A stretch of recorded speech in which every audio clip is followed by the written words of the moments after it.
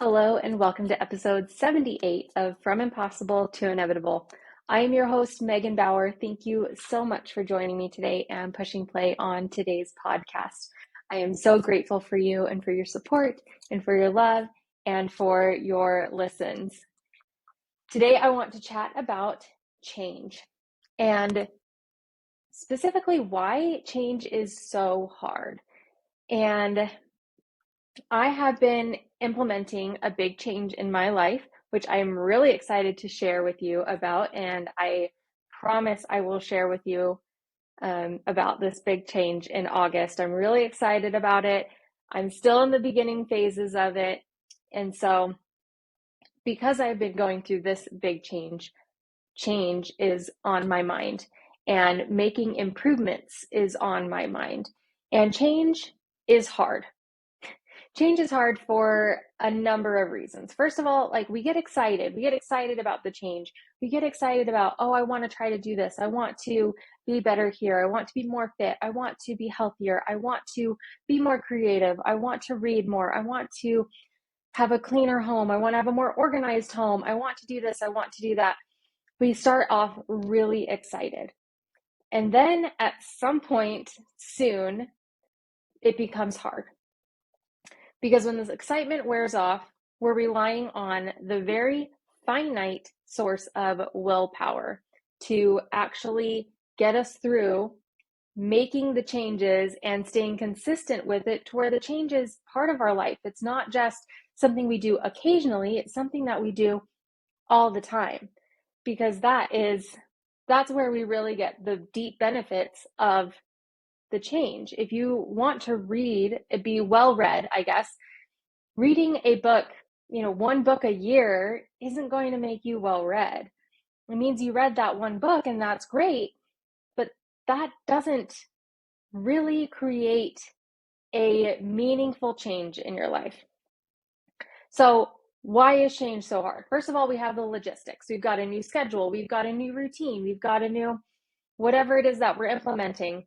It's so easy for me to use diet and exercise as examples because they're just so easy to see and to understand. And so if you wanted to start a new exercise regime,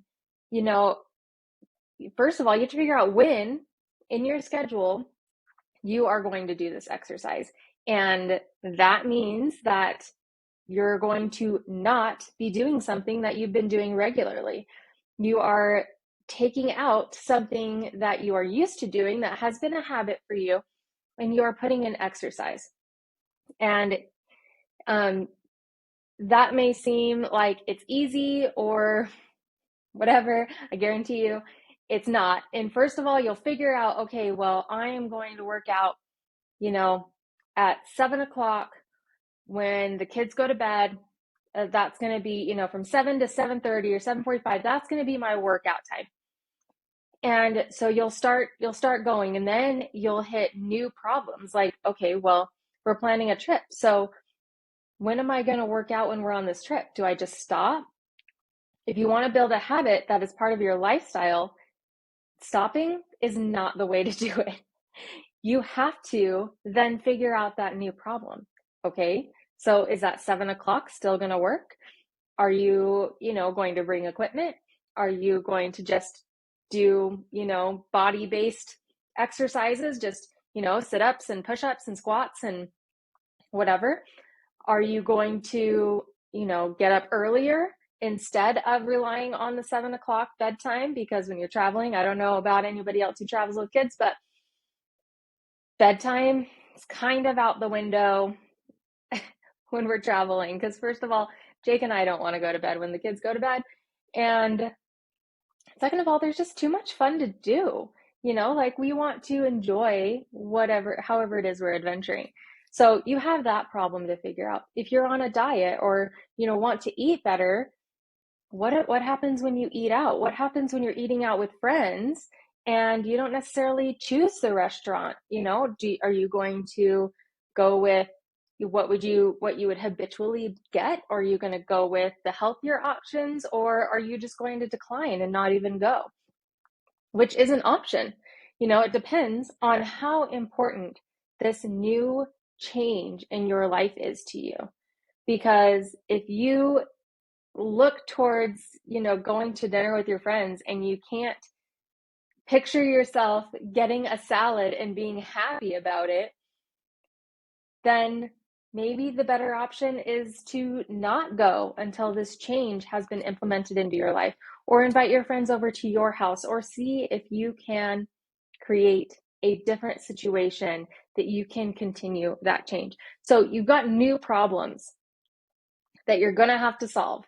And you have willpower, which is a very finite source. We cannot make ourselves do all the things. And so you have to kind of ration your willpower to get the most important things done and to help you make the change. And as you are making change, you are going to use the majority of your willpower on that change, because it's not a habit. It's not a routine. You have other things you have to think of. If you are making a diet change when you go to the grocery store, you have to figure out how to resist buying the things that you usually buy and instead go for the healthier options. There's more to think about there. There's a higher need of willpower. A good example of this is a rocket. A rocket uses most of its fuel on takeoff to get through the Earth's gravitational forces. So you are going to be using the most of your willpower as you implement these big changes in your life. The biggest thing, though, after logistical things, after social situations, is your identity. How you have been doing things is part of your identity. None of us is born with an identity necessarily. This identity builds as we, take on beliefs, as we start doing things in a habitual manner, as we start trying things and liking things, and we keep doing it over and over and over again. It's the repetition that really builds our identity. So if you have never had a habit of working out, that's not part of your identity. Working out, exercise just isn't part of your identity. It's not something you normally think about. It's not something you normally plan for. It's not something that's normally on your radar. And even though you know it would be good for you, even though you know it would be great, all of these things, it's not a part of your identity yet.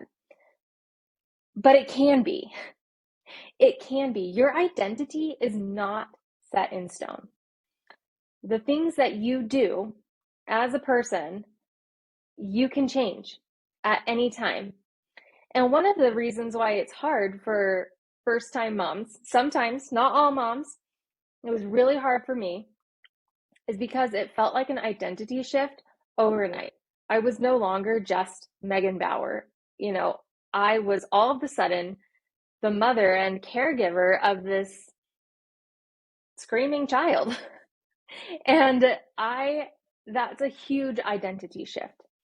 And maybe not a lot, some postpartum depression can be linked to that change of identity shift. There's a lot of hormonal, chemical changes too, but still, you have kind of a grieving period of who you were, maybe even the freedoms that you had, and now you are a new person. You're doing new things that were not in your routine.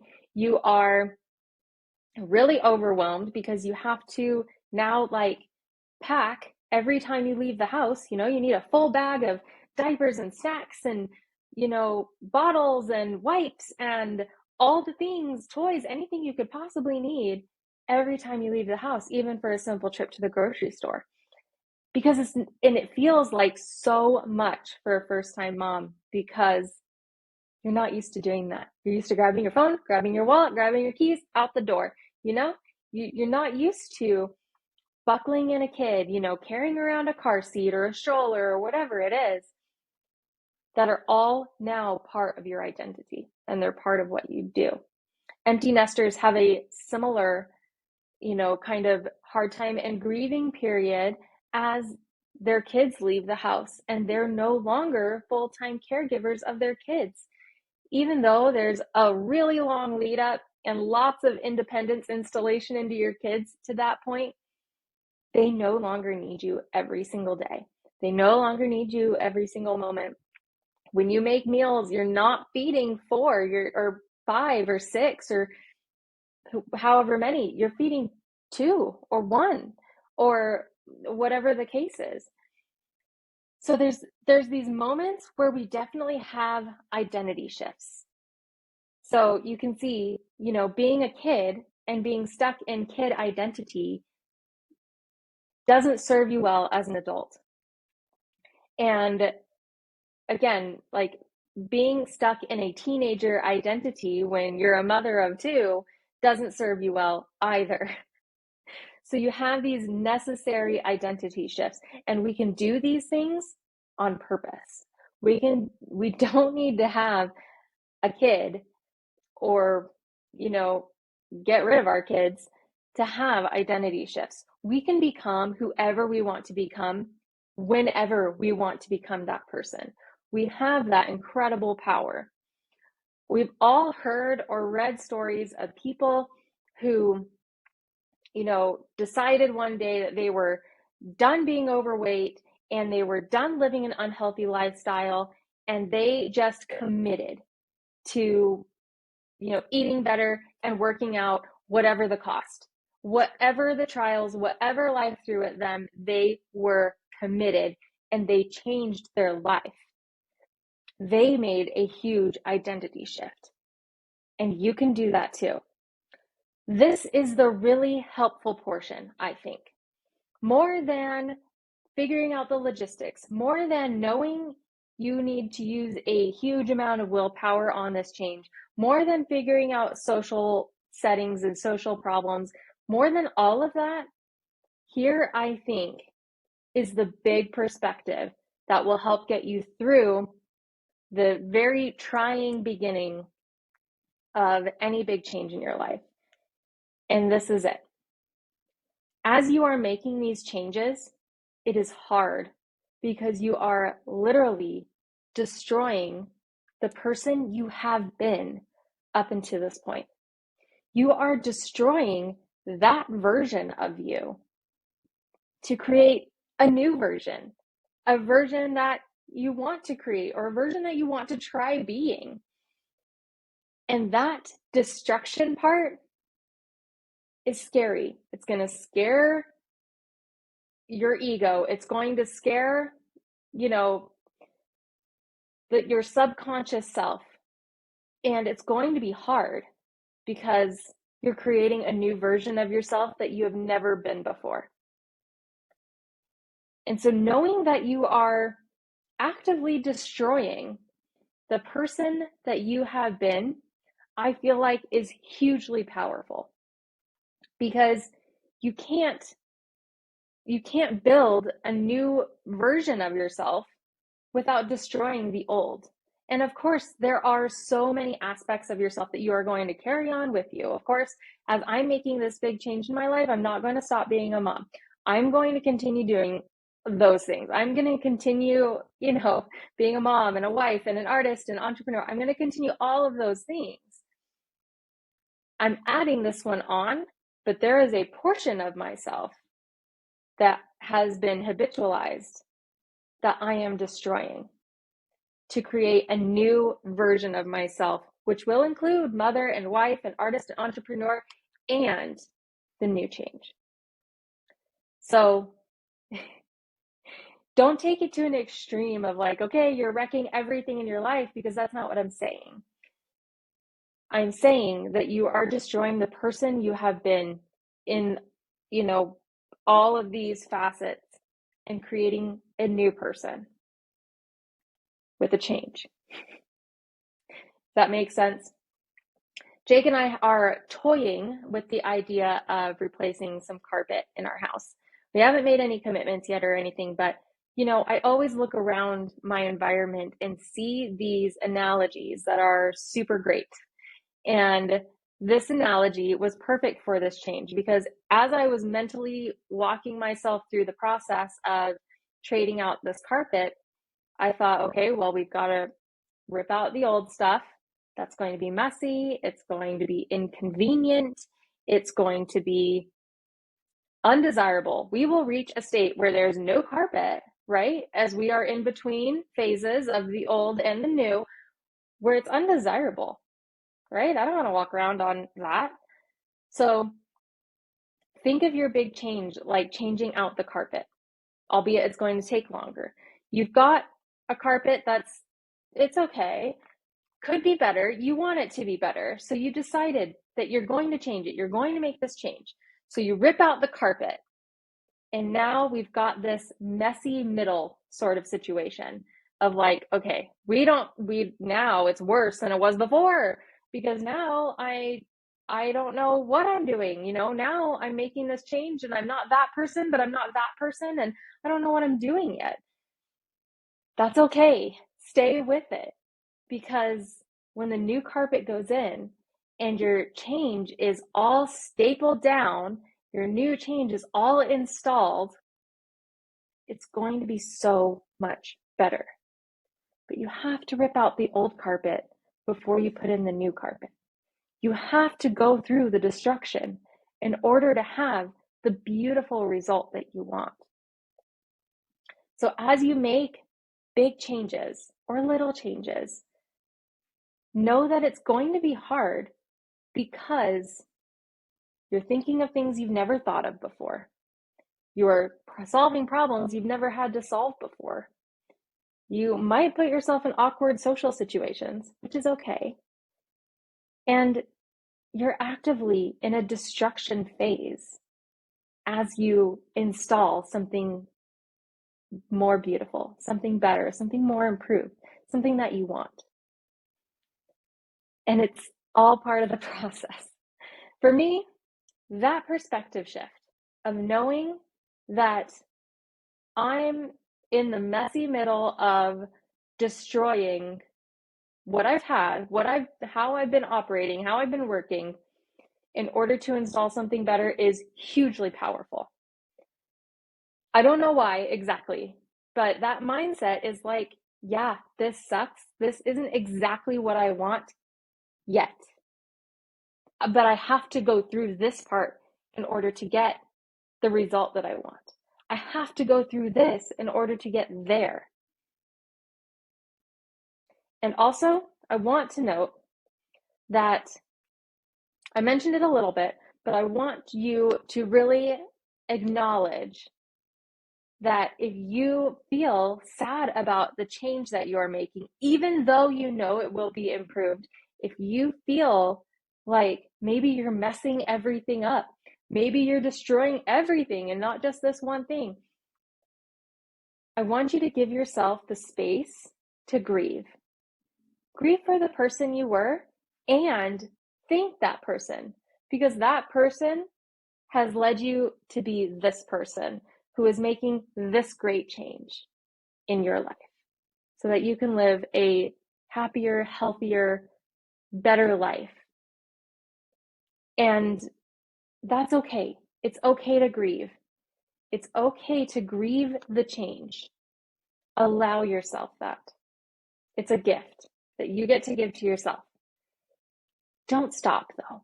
Keep going. Keep pushing through the hardship.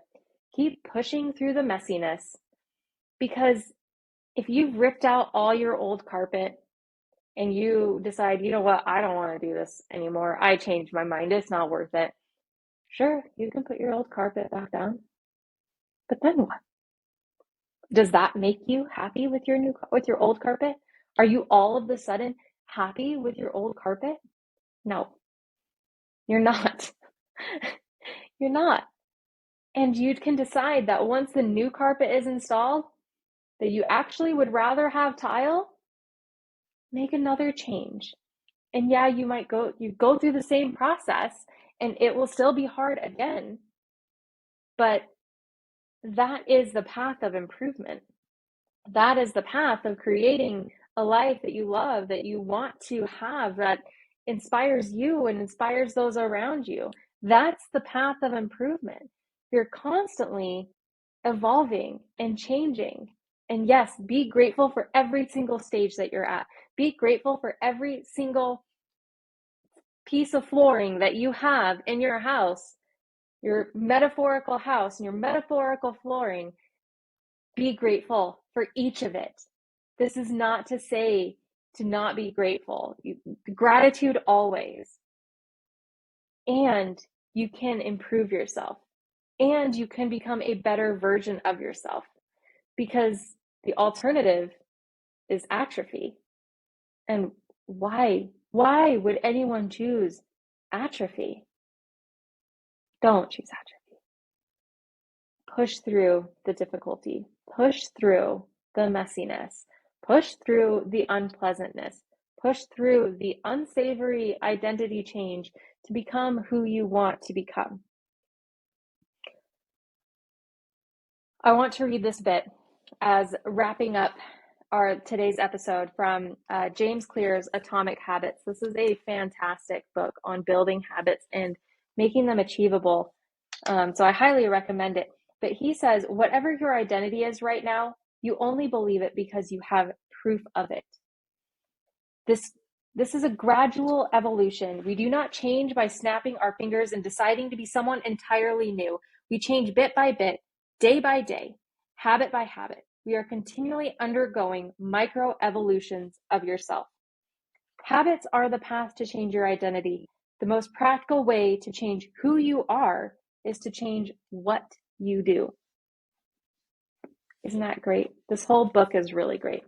I really recommend it. I should probably give it another read. Anyways, embrace the big changes, embrace the hard. You are capable, you are strong.